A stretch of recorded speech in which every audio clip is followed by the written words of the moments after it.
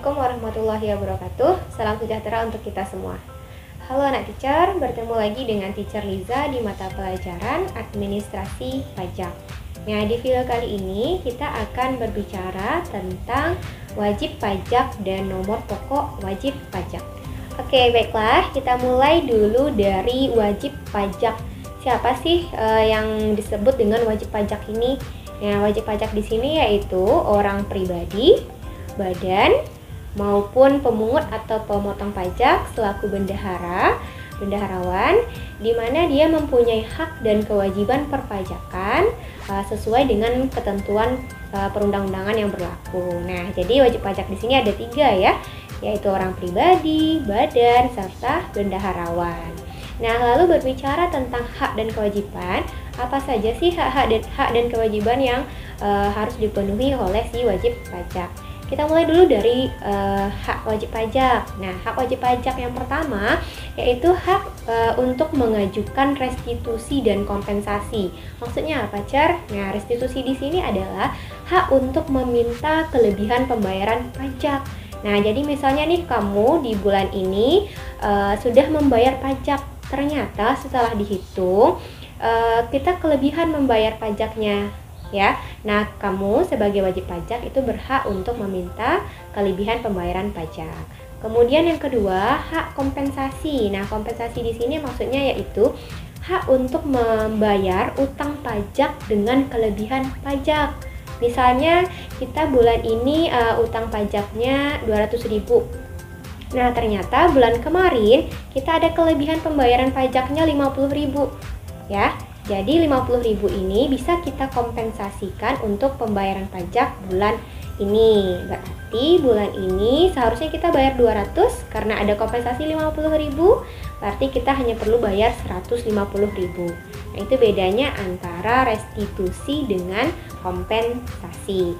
Kemudian hak wajib pajak yang kedua yaitu hak untuk mengajukan pembetulan SPT. Misalnya nih kita sudah mengajukan SPT ternyata ada yang salah. Nah, kita berhak untuk mengajukan pembetulan. Kemudian yang ketiga, kita berhak untuk mengajukan keberatan apabila setelah dikeluarkan SKP, surat ketetapan pajak nih yang diberikan pemerintah, ternyata kita tidak puas atau kurang puas dengan ketentuannya. Jadi kita berhak untuk mengajukan keberatan. Nah, berikutnya kewajibannya dari si wajib pajak. Tadi sudah ada beberapa haknya, sekarang kewajibannya apa? Kewajiban yang pertama yaitu mendaftarkan diri untuk memperoleh NPWP, nomor pokok wajib pajak ya. Jadi selaku wajib pajak kita wajib untuk mendaftarkan diri. Kemudian yang kedua, kita wajib pajak itu wajib untuk menyetor dan membayar pajaknya ke kas negara. Kemudian yang ketiga, wajib pajak wajib untuk melakukan pengisian SPT dengan benar, lengkap, dan jelas ya. Jadi selaku wajib pajak kita harus mendaftarkan diri, menghitung pajaknya, lalu kita bayar, kita setor ke kas negara, dan harus kita laporkan. Nah, jadi wajib pajak itu ternyata dia harus wajib dalam membayar pajak untuk negara.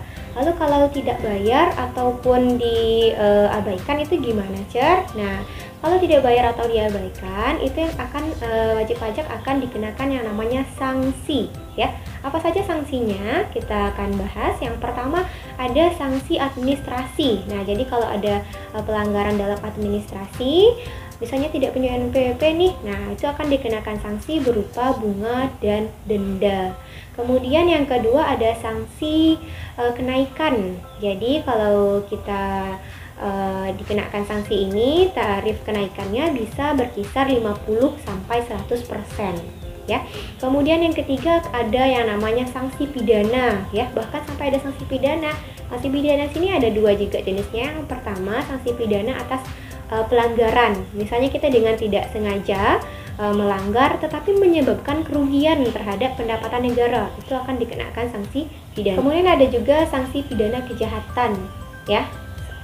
Sanksi pidana kejahatan di sini maksudnya yaitu apabila wajib pajak itu secara sadar, secara sengaja untuk melakukan pelanggaran. Nah, hal ini tentu akan dikenakan sanksi pidana yang berat. Nah, berikutnya kita akan membahas tentang nomor pokok wajib pajak atau NPWP.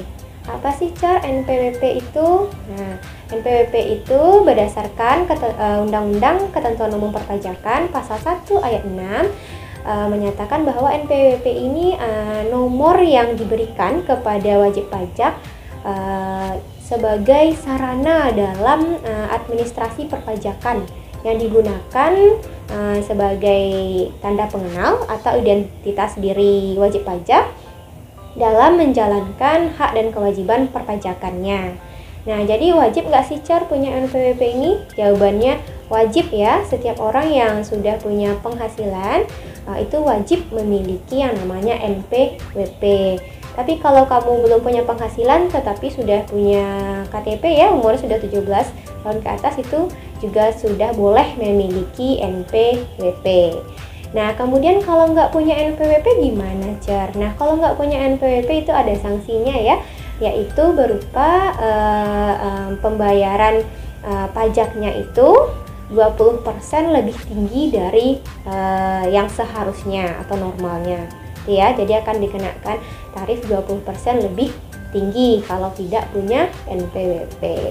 Nah, kalau bentuk NPWP itu seperti apa, Nah, seperti yang bisa kamu lihat ya, bentuk NPWP itu adalah bentuknya seperti sebuah kartu, di mana kartu ini memiliki 15 digit kode, di mana kode ini masing-masing memiliki fungsinya tersendiri ya, ada 15 digit. Nah, kita fokus di 6 digit terakhir. Itu 6 digit terakhir itu berisi tentang kode KPP atau kode kantor pelayanan pajaknya. Kemudian 3 digit terakhir itu berisi tentang apakah dia wajib pajak badan atau wajib pajak orang pribadi. Nah, lalu apa sih fungsi dari NPWP ini kalau kita sudah punya? Nah, fungsi yang pertama yaitu sebagai tanda pengenal atau identitas diri wajib pajak ya. Kemudian yang kedua untuk menjaga ketertiban dalam pembayaran pajak ya. Kemudian yang ketiga untuk pelaporan SPT. Jadi kalau mau melaporkan SPT tentu harus punya NPWP. Kemudian yang keempat untuk memenuhi kewajiban dalam perpajakan. Yang terakhir adalah untuk mendapatkan pelayanan dari instansi tertentu yang memerlukan adanya NPWP. Nah, selanjutnya siapa saja pihak-pihak yang wajib untuk memiliki NPWP ini? Yang pertama yaitu wajib pajak badan. Nah, badan di sini maksudnya adalah sekumpulan orang yang menjalankan usaha, bentuknya seperti PT, firma, CV, seperti itu ya. Kemudian yang kedua adalah wajib pajak orang pribadi. Nah, orang pribadi yang sudah memiliki penghasilan di atas penghasilan tidak kena pajak. Jadi penghasilannya sudah di atas PTKP yang besarnya 54 juta dalam 1 tahun. Kemudian yang ketiga yaitu bentuk usaha tetap atau BUT. BUT di sini maksudnya yaitu bentuk usaha yang menjalankan usahanya di Indonesia tetapi dia tidak berkedudukan atau tidak berdirinya di Indonesia, jadi di luar negeri. Tapi dia menjalankan usahanya di Indonesia, itu juga wajib memiliki NPWP. Kemudian yang keempat yaitu bendaharawan atau sebagai pemotong dan pemungut pajak. Yang berikutnya yaitu pengusaha kena pajak. Jadi pengusaha yang menjalankan usahanya itu wajib memiliki NPWP. Dan yang terakhir yaitu wanita kawin atas namanya sendiri, yang mana penghasilannya dipisah dengan penghasilan suami. Nah, berikutnya bagaimana sih caranya untuk punya NPWP ini? Nah, langkahnya itu yang pertama yaitu dengan melengkapi dokumen. Nah, dokumen yang harus dilengkapi oleh orang pribadi yaitu dengan fotokopi KTP dan mengisi formulir pendaftaran. Lalu kalau bentuk wajib pajaknya badan, dia harus melampirkan akte pendirian badan, fotokopi KTP, dan mengisi formulir pendaftaran. Nah, jika dokumennya sudah dilengkapi, berikutnya kita mendaftarkan diri lagi. Cara mendaftarkannya yaitu ada 2 cara. Yang pertama, dengan datang langsung ke KPP, kantor pelayanan pajak. Kemudian yang kedua dengan cara mendaftar online. Jadi bisa online juga ya, dengan cara mengunjungi website erek.pajak.go.id. Nanti tinggal diikuti saja langkah-langkahnya. Kemudian setelah kita mendaftarkan diri, berikutnya kita tinggal menunggu NPWP-nya.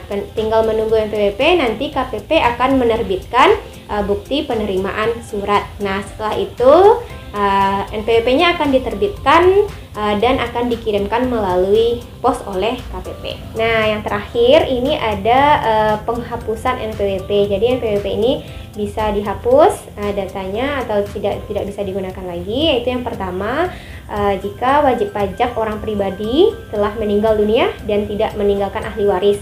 Kemudian yang kedua, jika wanita kawin dengan tidak ada perjanjian pemisahan harta dengan suaminya. Kemudian yang ketiga, itu adalah warisan yang sudah selesai dibagi. Kemudian yang keempat yaitu wajib pajak badan yang telah dibubarkan. Kemudian yang kelima yaitu bentuk usaha tetap yang sudah tidak memenuhi kriteria sebagai bentuk usaha tetap.